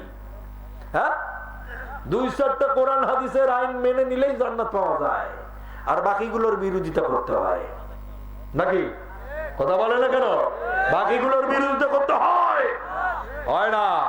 ইসলাম বাংলাদেশে প্রতিষ্ঠিত হয়ে যা, কারা কারা চান? দুহাত তুলে দেখান, লিল্লাহি তাকবীর। আল্লাহ কবুল করুন, জোরে আমিন। বাংলাদেশের মানুষ সহজ সরল মানুষ, এই মানুষগুলোকে ইসলামের কথা বললেই নিয়ে আসা যায়। কথা বলে না কেন? ইসলামের কথা বললেই নিয়ে আসা যায়। একজন বক্তব্য দিল আজকে, আমি দেখলাম ফেসবুকে বক্তব্য দিচ্ছে, কয়েছে হুজুররা হুজুরদেরকে লক্ষ্য করে বক্তব্য দিচ্ছে। নামটা বলতে চাই কিন্তু না, বলবো না। হ্যাঁ, নাম বলা যাবে? হ্যাঁ, নাম বলা যাবে, ভয় নাই, ঠিক আছে। কিন্তু বহুত মুরিদ আছেন তো, ঠিকই মুরিদ নাই আছেন। বাংলাদেশের একজন মন্ত্রী বা এমপি, যারে নাম নেন নিতে পারেন, তাদের মধ্যে অন্যতম একজন ব্যক্তি বাংলাদেশে কিন্তু সংসদে কথা বলতে গেলে প্রতিটি কথায় কোরআনের আয়াতকে টেনে এনে বক্তব্য দেন। এমন একজন ব্যক্তি আছে বাংলাদেশে, যার নাম হচ্ছে হারুন সাহেব। চেনেন না? এনে একটা বক্তব্য দিয়েছে আজকে দেখলাম, যে যারা মদের দোকান করে তারা কিন্তু মদ খায় না, আর যারা কোরআন হাদিসের কথা বলে তারা কিন্তু কোরআন ও ইসলাম মানে না। কি বুঝলেন? মানে উনি যত সব মানিয়া খায়, এনার মতো পরহেজগার আর পৃথিবীতে আর কেউ নাই। তবে আমরা হারুন সাহেবকে বলবো, হারুন সাহেব, আপনি 2-4টা কোরআনের আয়াত বলেন বলেই, এই কোরআনের কথা বলেন বলেই দেশের মানুষ আপনাকে ভালোবাসে। কিন্তু যেই কোরআন, যেই ইসলামের মহাবাণী কোরআনের আয়াত বলে মানুষের কাছে আপনি প্রিয় হয়েছেন, সেই কোরআন ওই ইসলামী সমাজ ব্যবস্থার বিরুদ্ধে, ইসলামী সমাজ ব্যবস্থা দেশে কায়েম হয়ে যাক, আলেমরা প্রতিষ্ঠিত করে ফেলাক, সেটার বিরুদ্ধে গেলে কিন্তু বেশি ভালো হবে না। কথা বলেন কথা ঠিক কিনা? বেশি ভালো হবে না। কারণ বাংলাদেশের 95% মানুষ ইসলাম প্রিয় মানুষ, অর্থাৎ মুসলমান। সেই মুসলমানের দেশে আপনি ভুলভাল বক্তব্য দিয়া মানুষকে ইসলাম ও দ্বীন থেকে সরাই ফেলবেন, এটা এত সহজ বিষয় না, এটা সহজ না। এই কথাগুলো আগে মানুষ খুব খাইতো, এখন আর মানুষ সেই কথাগুলো খায় না। কথা বলে না কেন? খায়, এই কথাগুলো কেউ খায় না। সম্মানিত বন্ধুগণ, আমরা বলবো কোরআন এমন এক মহাগ্রন্থ, এ শুধু পড়িয়া ঘরের ভিতরে পল্টায়া কাপড় দিয়ে মোড়াইয়া রাখার জিনিস না। এ দিয়ে সমাজ ও দেশ রাষ্ট্র পরিচালনা করার জন্য মহান আল্লাহর মুখের বাণী তিনি পাঠিয়েছেন। কথা বলে না কেন? এটি পাঠিয়েছেন। জোর কণ্ঠে আমি বলতে চাচ্ছিলাম, কিন্তু বলতে পারতেছি না, কারণ আছে। এই মাইকের কারণে কথা বলতে পারতেছি না, এই বলে আমাকে দুর্বল মনে করবেন না। সম্মানিত বন্ধুগণ, ভালোবাসা দিয়ে ইসলাম হয় না। শুধু কোরআনের আয়াত বলবেন, মিষ্টি মিষ্টি 2-4টা কথা বলবেন, আর ইসলামী সমাজ ব্যবস্থার বিরোধিতা করবেন, এই ভালোবাসা আপনার প্রেম আর আবু তালিবের প্রেমের মধ্যে কোনো পার্থক্য রইল না। কথা বলেন কথা ঠিক কিনা? আবু তালিবও বহুত ভালোবাসছিল মুহাম্মদকে, মুহাম্মদ সাল্লাল্লাহু আলাইহি সাল্লাম সম্পর্কে বহুত কথা বলেছে। আবু তালিব বলেছে, আমার মুহাম্মদের উপরে কেউ কথা বলবে না, মুহাম্মদের দ্বীনের কাজে তোমরা কেউ বাধা দিবা না, যদি কেউ মুহাম্মদের দিকে চোখ রাঙিয়ে কথা বলে তার চোখ তুলে ফেলবো। বহুত বড় বড় কথা কইছে, কিন্তু বেচারার বেটা ইসলাম গ্রহণ করে নাই। ঠিক তেমনি বাংলাদেশে বহুত নেতা নেত্রীরা বড় বড় লেকচার মারে, কিন্তু ইসলামী সমাজ ব্যবস্থা দেশে চালু হয়ে যায়, এটা তারা জান প্রাণ দিয়ে চায় না। কথা বলেন কথা ঠিক কিনা? অতএব এটা দেশের মানুষকে বুঝতে হবে, জনপদের মানুষকে বুঝতে হবে, বিশেষ করে হিলির মানুষ যারা হিলিতে বসবাস করছেন ভাইরা, আজকে যত মানুষ এসেছেন সবাইকে বুঝতে হবে ইসলামের জন্য জীবন, ইসলামের জন্য মরণ। কথা বলেন কথা ঠিক কিনা? আমার প্রিয় ভাইরা, আবু তালিব যখন মুহাম্মদ সাল্লাল্লাহু আলাইহি ওয়াসাল্লামের সামনে কথা বলতে গিয়া বললেন, বাবারি দিন গ্রহণ করা যায়, কিন্তু সমস্যা শুধু এক জায়গায়, কারণ ওরা আগামীকাল বলবে আমি আবু তালিব বড় ভীতু মানুষ, জাহান্নামের ভয় তুমি আমারে দেখাইছো, এই জন্যই আমি ইসলাম গ্রহণ করেছি, আমি মরে যাব, বাপ দাদার ধর্মের মুখে চুনকালি দিতে পারবো না। মুহাম্মদ, আমি এমনি ভালোবাসি, আমি তোমার ইসলাম গ্রহণ করতে পারবো না, কিন্তু ভালোবাসি, পছন্দ করি। এরকম বাংলাদেশে বহুত মুসলমান আছে, বলেন আমার ভালোবাসি, ইসলাম ভালোবাসি, কোরআন ভালোবাসি, আল্লাহ ভালোবাসি, রসুল ভালোবাসি, কিন্তু আল্লাহ রসুলের দেখানো পথ দ্বারা দেশ ও জাতি পরিচালনা হোক, এটা ভালোবাসি না। মুনাফিক। আমার প্রিয় ভাইরা, আবু তালিব এই কথা বলল যখন, মুহাম্মদ রাসূলুল্লাহ সাল্লাল্লাহু আলাইহি ওয়াসাল্লাম ঘরের ভিতরে দেখি মুখটা তার মলিন হয়ে গেল, ঘর থেকে বেরে মাঠের মধ্যে চলে গেলেন। মাঠে গিয়া আকাশের দিকে তাকায় আর বলে, মহান আল্লাহ, যে চাচাটার কারণে মায়ের মমতা পেয়েছি, বাবার স্নেহ ভালোবাসা পাইলাম, যে মানুষটার মধ্যে ভালোবাসা, প্রেম, প্রীতি, মহাব্বত, সুখ, শান্তি এগুলো খুঁজে পেলাম, ওই মানুষটা আল্লাহ আমি তার দাওয়াত দিলাম, সে গ্রহণ করলো না, আপনি কি তার কপালে হেদায়েত রাখেন নাই? সে কি দিন গ্রহণ করবে না? মুহাম্মদ রাসূলুল্লাহ মনে মনে কথাগুলো বলছে আর আকাশের দিকে তাকাচ্ছে, আল্লাহ আমার চাচা কি দিন গ্রহণ করবে না নাকি? ঠিক এর মধ্যে ভিতর থেকে আওয়াজ বেরিয়ে আসলো, একজন ঘরের ভিতর থেকে দৌড় দিয়ে এসে বললেন, ইয়া রাসূলুল্লাহ সাল্লাল্লাহু আলাইহি ওয়াসাল্লাম, আপনার চাচা অর্থাৎ আবু তালিব আমার এই উরুর উপরে মাথা রেখেছিল, আপনার চাচা আবু তালিব আমি সাহাবীর এই জায়গায় মাথা রেখে দিয়েছিলাম, আমি তার মুখের দিকে তাকাচ্ছিলাম, ওর শেষ নিঃশ্বাস ত্যাগ করে ফেললো, একটু আগে সে মারা গেল। হে রাসূল, আপনি যে তাকে বলছিলেন যে বলো চাচা লা ইলাহা ইল্লাল্লাহ, শুধু এই কথাটা বলো, আল্লাহর কাছে ঝগড়া করে হলেও তোমার জান্নাতে নিয়ে যাব। আমি হে রাসূল আপনার চাচার মৃত্যুর সময় তার মুখের দিকে তাকালাম, তার ঠোঁট দুটো নড়ে উঠলো, ঠোঁট দুটো যখন নড়ে উঠলো তখন আমার মন বলে, আপনার চাচা বুঝি আপনার দেখানো পথে আপনার বলানো কালেমা তেলাওয়াত করেছে। হ্যাঁ রাসূল, আপনার চাচা মনে হয় কালেমা পড়ল।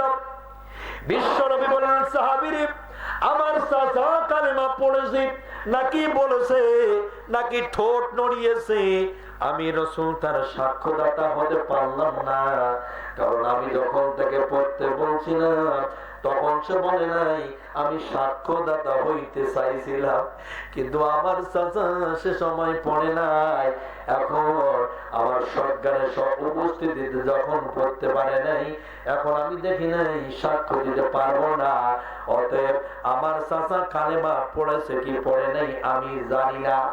সাহাবী বললেন, তাহলে এখন আপনার চাচা কোন অবস্থায় মারা গেল? সাহাবীকে আল্লাহ রাসূল বললেন, আমার চাচা নির্ঘাত মুশরিক হয়ে মরে গেল। ইসলামের পথে চলে গেল, ইসলামিক জীবন দর্শন নিয়ে মরে গেল।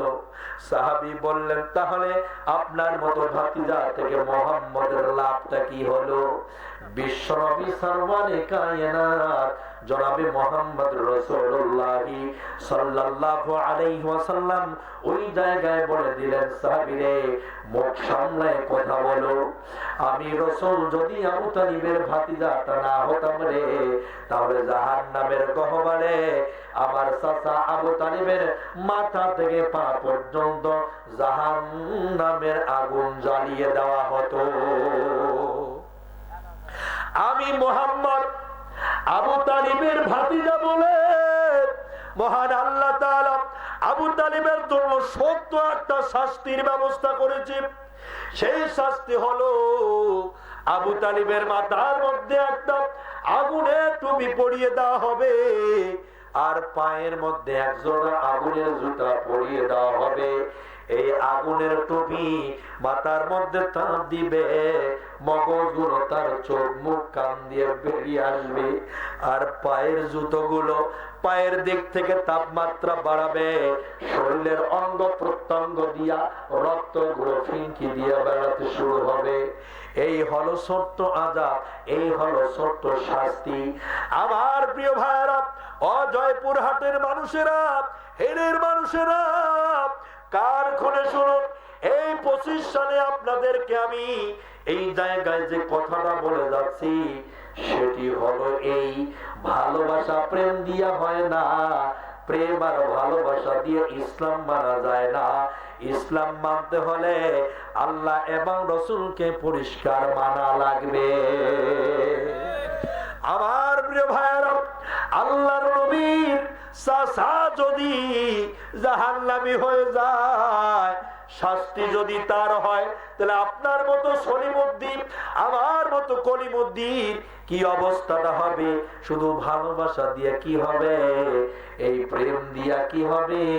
শুধু একটু ইয়া নবী সালাই মালাইকা বলে বাজারের জিলাপি আপনি ফুড়াই ফেলবেন, এতে যে নবী খুশি হয়ে যাবে তা কিন্তু হবে না। বরং নবীজির জন্য, আল্লাহর জন্য, কোরআনের জন্য সমাজ ব্যবস্থা দেশে চালু করা লাগবে। এই আন্দোলনে, এই মিছিলে, সেই কাতারে যারা শামিল হতে পারবে, মার খাবে, মরে যাবে, শহীদ হবে, কবরে চলে যাবে, এরাই প্রকৃত ঈমানদার। আমার প্রিয় ভাইরা, একজন রিকশা চালক বাইরে অ্যাক্সিডেন্ট করেছে, তার শরীর থেকে রক্ত প্রবাহিত হচ্ছে রে। রক্ত প্রবাহিত হচ্ছিল, যখন বাসার মধ্যে চলে আসলো, তখন তার বিবিটা কাছে এসে তার জড়াইয়া ধরে বলল, প্রাণের স্বামী আমার, আই লাভ ইউ, আপনারে ভালোবাসি। এই যে বলেন তো, বউ এসে রক্ত বন্ধ করাটা উচিত ছিল নাকি গলা ধরে ভালোবাসাটা বলা ঠিক করছে? কথা বলে না কেন? কোনটা ঠিক হয়েছে? কোনটা ঠিক? আরে প্রেম প্রীতি সরাও বেডি, আগে স্বামীর বাসা, রক্ত বন্ধ করো। আর রক্ত যদি তুমি বন্ধ না করো, তাহলে তো একটু পরে রক্ত শূন্য হয়ে মরে যাবে। তখন তোমার আই লাভ ইউ 1 আর 2 এগুলো দিয়ে কাজ হবে না। ভালোবাসার গুল্লি মারি ভালোবাসা দিয়ে চলে না। কথা বলেন, কথা ঠিক কিনা? আমার প্রিয় ভাইরা, ভালোবাসা দিয়ে ইসলাম হয় না। ও হারুন সাহেব, আপনি যে কথা বললেন, আপনি যে কথাগুলো আমাদের উদ্ধৃতি পেশ করলেন, যে যারা মদের ব্যবসা করে তারা মদ খায় না, আর যারা কোরআন হাদিসের কথা বলে হুজুররা নিজে কোরআন মানে না। আয়েশা দেখেন হুজুররা কোরআন মানে কি মানে না। আর হুজুররা জানে কোরআনের পথে জীবন দিলে আল্লাহ খুশি হবে। কে খুশি হবে? ওয়ালা তাকুলু লিমান ইউকতালু ফি সাবিলিল্লাহি আমওয়াত বাল আহইয়াউ ওয়ালাকিন লা তাশউরুন। মহান আল্লাহ তাআলা বলেন, যারা দ্বীনের জন্য, ইসলামের জন্য, মহাসত্যের জন্য, আল্লাহর জন্য, রাসূলের জন্য যারা জীবন দিয়ে দেয়, ওরা মরে নাই, তারা যেন আর এক জীবন নিয়ে জন্মগ্রহণ করেছে। ওরা মরে নাই, ওরা কবরে আমার পক্ষ থেকে রিজিক পায়। জোরে সুবহানাল্লাহ। ওরা আমার পক্ষ থেকে রিজিক পায়, চিৎকার করেও আওয়াজ বাড়বে না, যেমনটাই তেমনই শোনা লাগবে। আমার প্রিয় ভাইরা, বুঝতে হবে আল্লাহ পাক কোরআনে জানিয়ে দিয়েছেন, ওয়ালা তাকুনু লিমান ইউকতালু ফি সাবিলিল্লাহি আমওয়াত। ওরা মরে নাই, ওরা জিন্দা, ওরা আমার পক্ষ থেকে কবরে রিজিক পায়। আপনারা কি কথা শুনতেছেন? কথা কয় না, শুনতেছেন? বোবা না কথা বলতে পারেন? কথা বলতে পারেন? কথা কন না কেন? তা সম্মানিত ভাইরা, আল্লাহ বলেন ওরা মরে নাই, আর আমরা দেখি দাফন কাফন মাটি দিয়ে আসলাম। কথা বলছে না কেন? কথা বলে না কেন? আসুন এবার আমি প্রমাণ করব, যারা শহীদ হয় তারা মরে না। আল্লাহ বলছে যে ওরা মরে না। দ্বীনের পথে যারা দিয়ে যাবে প্রাণ, মৃত্যু বলো না ওরা খোদার মেহমান, মৃত্যু বলো না ওরা আল্লাহর মেহমান। ওদের ডেকেছে আল্লাহ বলে শহীদ, মোরা জীবনের বিনিময়ে গাজী সেই তো